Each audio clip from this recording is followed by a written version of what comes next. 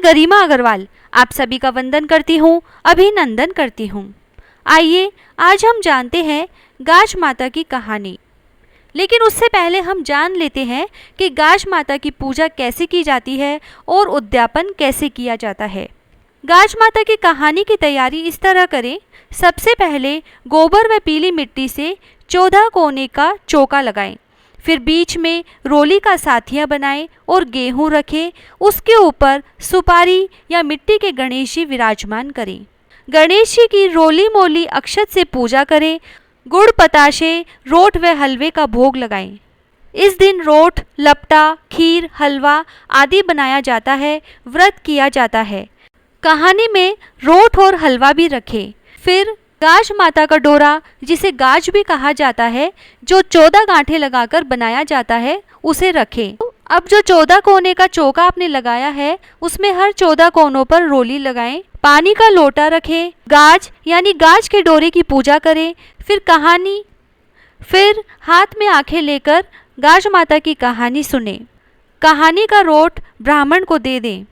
गाज माता के उद्यापन के लिए कहानी की तैयारी ऐसे ही करें, लेकिन जिस दिन उद्यापन करें उस दिन 14 महिलाओं को भोजन का निमंत्रण दें या उनके घर पर भोजन भिजवाएं। उसके लिए जो कहानी की तैयारी आपने की है, उसी में 14 पत्तल भोजन की लगाएं। उन पत्तल में रोट और हलवा जरूर रखें और फिर उन 14 पत्तल को कलप दें। उसके बाद जब महिलाओं को खाना खिलाएं तो वही 14 पत्तल परोसें तथा जो भी भोजन में आपने बनाया है वह भी भोजन परोसकर उन्हें खाना खिलाएं। इस तरह गाज का उद्यापन किया जाता है।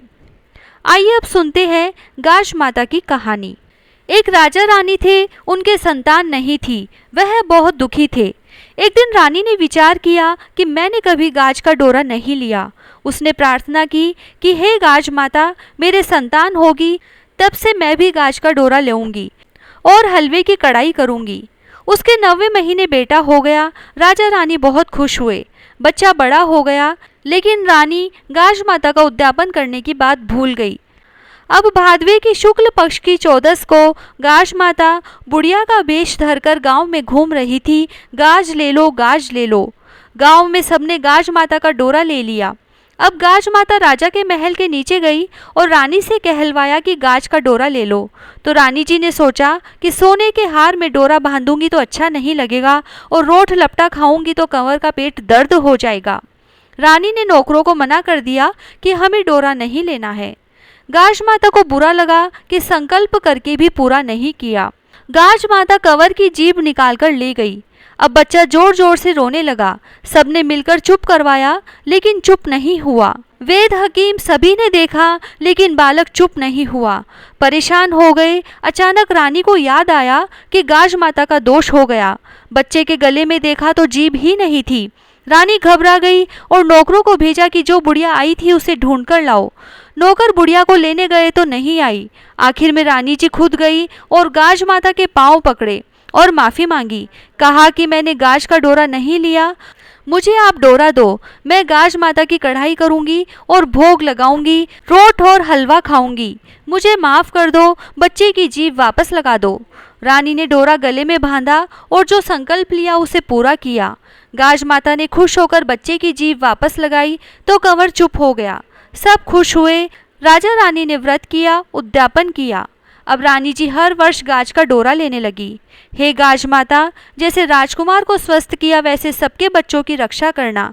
गाज का डोरा सबकी रक्षा करे। कहता ने, सुनता ने, हुकारा भरता ने अपने सारे परिवार की रक्षा करना।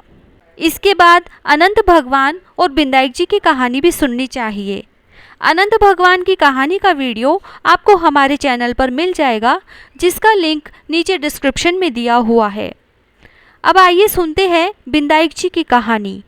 विष्णु भगवान लक्ष्मी जी की शादी होने लगी। सारे देवी देवताओं को बारात में चलने हेतु बुलवाया गया। सब बोले गणेश जी को नहीं ले जाएंगे, वे बहुत सारा खाते हैं। दून दुछालिया, सूंड सुंडालिया, उखल से पाँव, छाजले से कान, मोटा मस्तक वाले हैं, इन्हें ले जाकर क्या करेंगे। इन्हें यहाँ रखवाली हेतु छोड़कर चलते हैं। और सभी बारात में चले गए।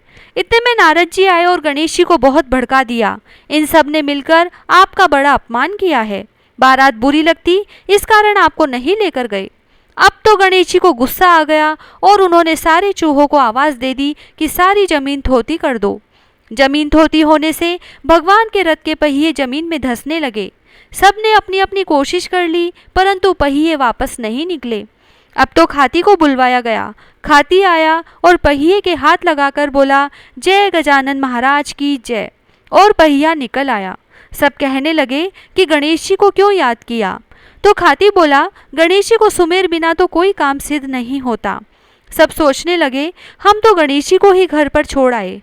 तब एक जने को भेजकर सबसे पहले गणेश जी को बुलवाया गया और पहले रिद्धि सिद्धि संग गणेश जी का विवाह करवाया, फिर भगवान विष्णु और लक्ष्मी जी का विवाह करवाया।